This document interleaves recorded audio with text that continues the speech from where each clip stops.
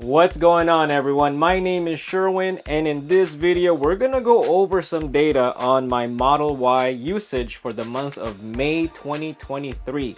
Now, my Model Y is the performance version, so you may get better efficiency if you were to compare it to the long range and the dual motor long range.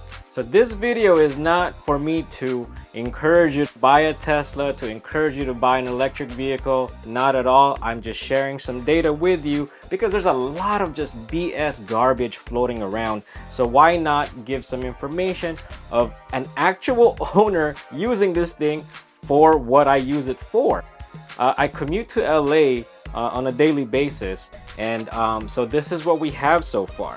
So for the month of May, I driven 1,690 miles and used 463 kilowatt hours, and the watt hour per mile is 274. Now, watt hour per mile is pretty much similar to what miles per gallon is, but for an electric vehicle. So if we were to convert the 274 watt hour per mile to miles per kilowatt, which is the measurement that other non-Tesla cars use, we're gonna get 3.65 miles per kilowatt.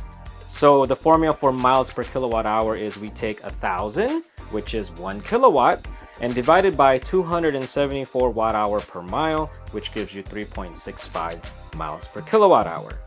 Now, to get the total miles driven, it's miles per kilowatt times kilowatt hours used, which is 1,689.78 miles, rounded up to 1,690 miles.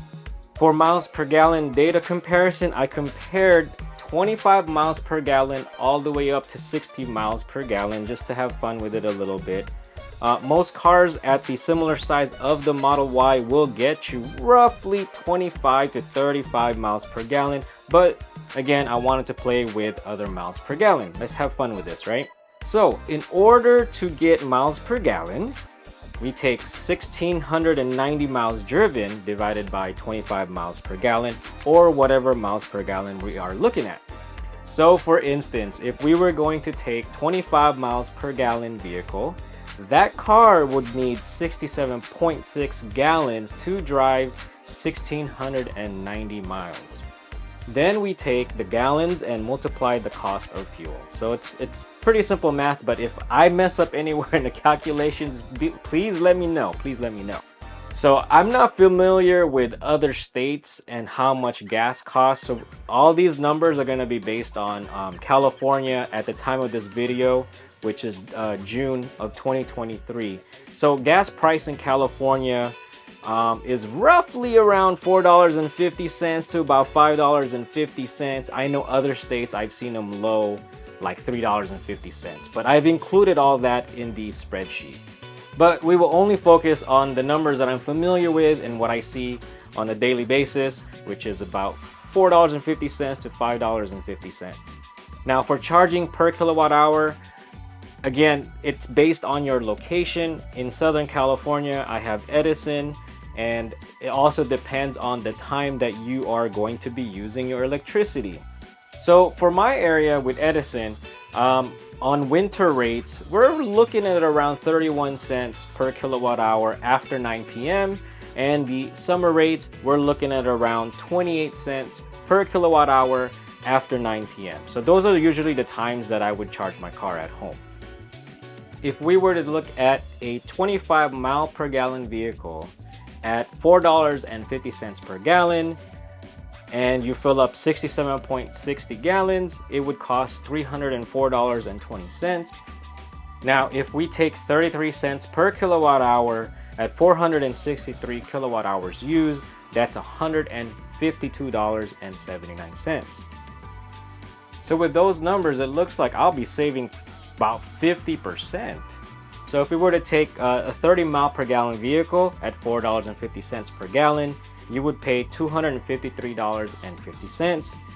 With my Model Y, I would save about 40%. 35 miles per gallon at $4.50 per gallon, fuel cost would be $217.29, which should save me roughly about 30%. I'm gonna go ahead and put up a chart that just does the the different comparisons and savings with electric. So at $4.50 per gallon with gas, at 33 cents per kilowatt hour with electricity, you will start to lose money by owning a Model Y at 50 miles per gallon. Well, can you tell me if there is a gas car out there with the size of a Model Y that will do 50 miles per gallon and at $4.50? I don't know of any, but we're gonna go and check out some other things later on to this video. But for those that are out of state, out of California, if you plug in these numbers with the calculations that I've shared with you, are the savings pretty much equivalent? I mean, in some states, gas are cheaper, but so is electricity. So are you getting about 50% savings on a 25 mile per gallon vehicle and all that? I don't know, let me know. Chime in, please. So let's have fun. We're gonna go and do a little window shopping. We're gonna check out other vehicles that have the same or similar wheelbase, similar MSRP. We're gonna look at the 0 to 60 performance, and we're also gonna check out the miles per gallon. So this is in no particular order except alphabetical order. The first thing we're gonna check out is the Model Y. It has a wheelbase of 113.8 inches, and the starting MSRP is $47,490 at June 2023 pricing, because prices go up and down. Now, the benefit of buying from Tesla directly is that's the price. You go to tesla.com, that's the price. That's it. Take it or leave it. They don't care, because if you don't buy it, someone else is gonna buy it. Now they have this miles per gallon E for equivalent, MPGE, and it's rated at 116 to 129, I guess that's street and highway, and 0 to 60 in about 5 seconds. Now I'm all taking this from base model numbers and everything. So the first car we're gonna check out is the Acura MDX, which has a wheelbase of 113.8 inches. Seems to be the same as the Model Y. It has a starting MSRP of $49,550. MPG is 19/25. The 0 to 60 performance is 6.4 seconds. I've never owned an Acura MDX. I did own an Acura TL. I love Acura cars because of the service and just the experience whenever I have to go in for service. It was just top notch. There were times that I was given an Acura MDX loaner and loved it. If I didn't go to a minivan, this was the car I was going to get, but we ended up with a minivan. Future video of all the cars that I've owned, so stay tuned for that. But I love the Acura MDX. It's a really great car. Next car we're gonna check out is the Alfa Romeo Stelvio. This has a wheelbase of 111 inches, and it has a starting MSRP of $46,200. It has a 0 to 60 at 5.9 seconds. Next car is the Audi Q5 with 111 inches of wheelbase. So these are smaller vehicles compared to the Model Y. The starting price of the Audi Q5 is $44,200 with an MPG of 23/28 and 0 to 60 in 5 seconds. Now, I was able to get a rental of a Q5. I think a year ago, we had some issues with our Abby's old Model Y, and during the service, at that time, I guess Tesla ran out of loaner vehicles, so they worked with Enterprise, and they gave us a loaner vehicle closest to Abby's Model Y, and that was the Audi Q5. It was a really nice car, but at that point, I've given up on gas vehicles. We had planned to take a trip to Pismo Beach, and we were gonna bring that car, and I'm like, no. We're taking my Model 3 to go to Pismo Beach. The Q5 would have been better because it is slightly bigger, but no more gas for me. So we kept the Q5 in the garage while they were working on Abby's Model Y, but we took our Model 3 to Pismo Beach. This next one is the Mercedes AMG GLA. I almost missed this car, but I did a couple more Googling, and it has 107.4 inches on the wheelbase. So it's one of the smaller ones on this list, at a starting price of $49,500, and 0 to 60 in 5.2 seconds, and MPG is about 23 and 29. So yeah, this is one of the smaller ones, but it's probably one of the quicker ones on this list, maybe because of its size.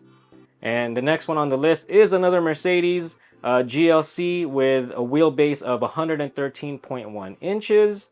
Starting price is $41,100, MPG at 22/27, and 0 to 60 in 6.2. Now keep in mind, these are all just basic Google searches. I could be wrong with these things, but I'm just giving you a rough estimate. We're just window shopping. We're just checking things out of other vehicles you can consider if you don't want to get into electric. Now the GLC, we also was able to get a rental because of an incident last year, and we were able to keep it for a couple of days. We really love the interior of the GLC. Was it the GLC or the GLA? I can't remember. It's one of the GLs, but we really love the interior. There's a lot of customization, the interior LEDs, the display. Like when we had that car, this was the time I started missing interiors of gas cars, right? Because Tesla, the interior is just so simple. It has its pros and cons, but whenever I get into these just high-end vehicles or luxury vehicles, gas cars, I start to miss the interior of just traditional cars. So there's a place for simplicity, but then there's times that I wish there was this more personality, more character in the car with all these buttons and things. So Abby did drive it, but as soon as she got on the freeway, she just started missing the Model Y, because when she wanted to change lanes or hop on the freeway, it's just you can't get the performance of an electric from a gas car at these price ranges, right? You just can't. Next, we're going to take a look at the BMW X4. This has a wheelbase of 112.8 inches, starting price at $54,200. MPG is 21/26, and it has a 0 to 60 in 6 seconds. I've never driven a BMW, but talking with friends who've owned it, they swear by it. I guess most of that price you're paying for is the driving experience. I'd like to try one. I'd like to try one of those electric ones, but I was looking at I think BMW iX, and it's like $90,000 to $100,000. It's their electric SUV. And at that price, the size that you're getting is like a Model Y. So you could almost get 2 Model Ys for 1 iX. If they made a bigger iX, maybe, I don't know, but I'd like to try one out. I don't know. The next one we're gonna look at is the Cadillac XT6. It has 113 inches of wheelbase, starting price at $48,795. MPG's at 21/27, and it's one of the slower ones on this list. I found it to be 7.6 seconds for the 0 to 60. Again, these are quick Googles. I've never driven any of these vehicles. I'm just window shopping using Google. Maybe it's the weight of the vehicle for the 0 to 60 time being that high. I don't know. Now, if you haven't checked out the video, one of my Vegas videos, we were at the Baker supercharging station. We were able to check out a Cadillac Lyriq. Shout out to Mike, the truck driver, for having me check it out while we were charging the car. So thank you very much. Very impressed with the interior of that Cadillac. Oh my goodness, really nice interior. So I wanted to add some kind of Ford in here. It was very difficult to find, but I did find something close to the price range-ish. But there is a trim level, the Explorer ST. Now it has 119 inches wheelbase, so it's one of the larger cars, maybe because it has a third row. That's why I was hesitant to add this to the list, being the wheelbase is a little larger than everything else on this list. But the price range, the starting MSRP is $50,005. And so the MPG is 21/27, and this has a 0 to 60 in 5.2 seconds. The Explorer ST, I believe, is one of the higher trim levels. I think this one is like maybe performance inspired or racing inspired, but I wanted to add it on the list just because I think it fits. Next is the Genesis GV70, and this has a wheelbase of 113.2 inches and a starting price of $43,150, 22/28 MPG, and 0 to 60 in 4.9 seconds. So this is one of the faster 0 to 60 times on this list, but on my notes, I don't think you're gonna get that for that base MSRP. So if you're not familiar, Genesis is the higher brand of, I believe, Hyundai. It's like the luxury brand version of Hyundai. So like Nissan has Infiniti, Honda has Acura, Toyota has Lexus, and so on and so forth. Next on the list is the Infiniti QX60, 114.2 inches of wheelbase. It has a starting price of $49,200, 21/26 MPG, and the 0 to 60 is 6.6 seconds.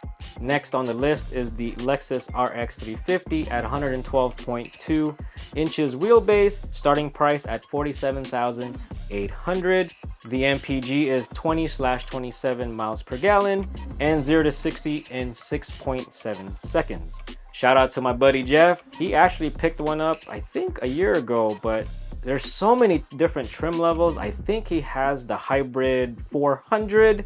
That's not the MSRP that I mentioned on there, but he got a hybrid. He was actually leaning to a Tesla, but as we start talking about it, he lives in a condo. There's no charging stations inside his condo. We looked at the charging stations, the Tesla supercharging stations around his area. They are in inconvenient places. He has to go out of the way. So unfortunately, he didn't go through with getting a Tesla, but he did get a hybrid and he loves it.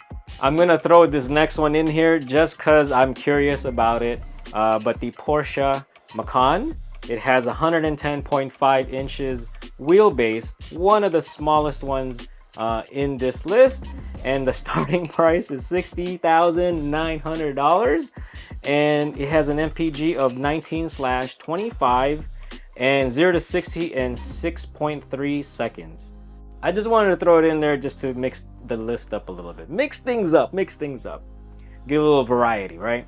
And then finally, we're looking at the Volvo XC60 at 112.8 inches wheelbase, 43,450 starting MSRP with miles per gallon at 22/29, and 0 to 60 performance is 8.1 seconds.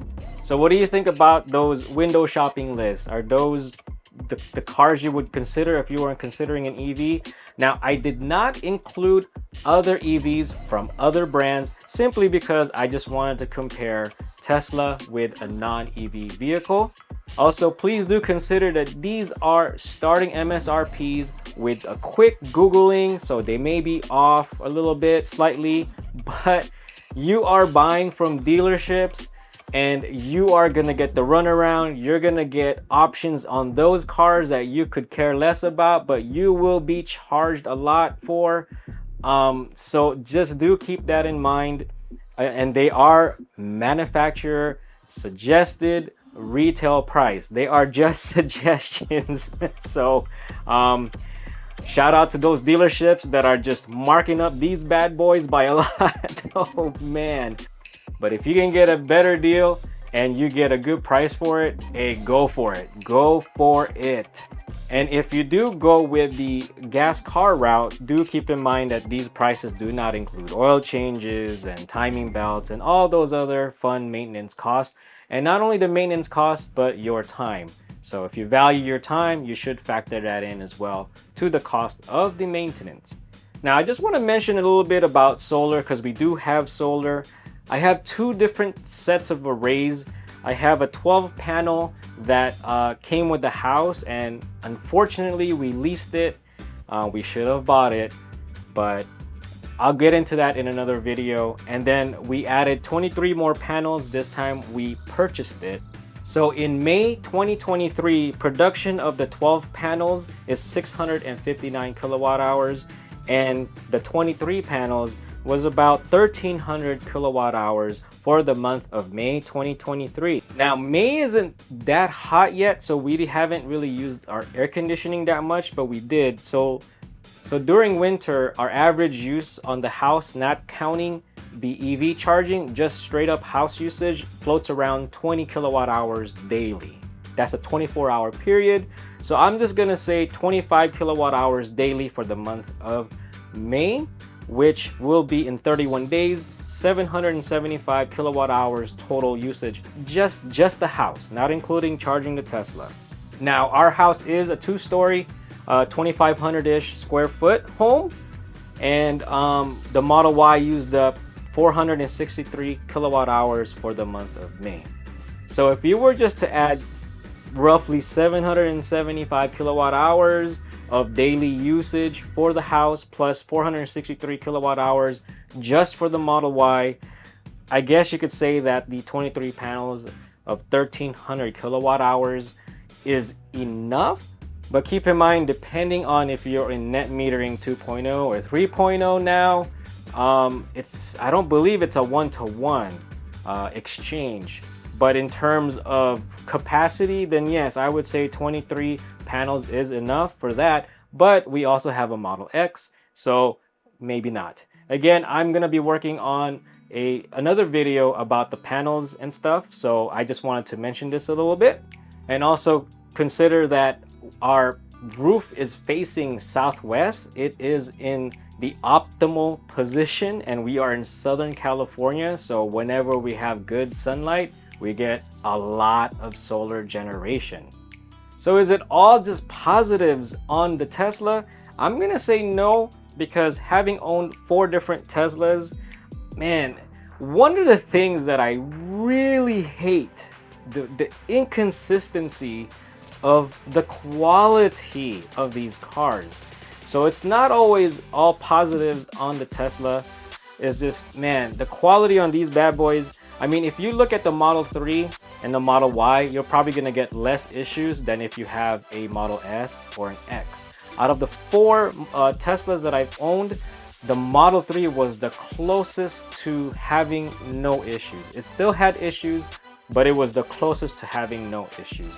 Next is our 2 Model Ys. It had the least amount of issues. Next to the Model 3. And the worst in terms of quality, the worst, the most expensive one is our Model X. This car has the most problems, man, but we love that car. We love that car, But I'm just warning you, if you decide to get a Tesla, just set your expectations, adjust it appropriately. Now, I'm not saying that all the Teslas will have issues, but when you do, oh boy, you're gonna get inconsistency with customer service at the service center. And many of you are probably gonna be afraid of the battery. Yes, it is expensive, but do keep in mind, Tesla does offer a warranty of 8 years or 120,000 miles on the battery. Now, for other things, insurance for the Model Y Performance, which I paid about $69,000 for, yeah, I overpaid. And then the Model X Long Range, Abby's Model X, we paid about $110. These are all before taxes and registration and all that. So the insurance is about $317 monthly for both cars, with a $500 deductible. And I'll go more into detail on another video, so stay tuned for that when we're talking about insurances. But we pretty much ticked all the boxes for coverage and everything. But do take a grain of salt. It's also based on age. based on driving experience, based on driving history, and so on and so forth. And the insurance that we have currently is Tesla insurance. We did have State Farm, and we are roughly $60 monthly savings on it. So, but again, I don't want to say too much about the insurance, but I'm thinking of switching back to State Farm. I don't know, but we'll get into that in a different video. As far as registration renewal, our current cars we haven't owned for a year yet, but California is notorious for vehicle registration renewal. My Model 3 previously, I think I bought it around $56,000 or $60,000, the long range, and the renewal for that floated around $700. The first two renewals that I had before I traded it in. So it's around 700. I'm anticipating the Model Y to be around that price. But also California does have this EV tax.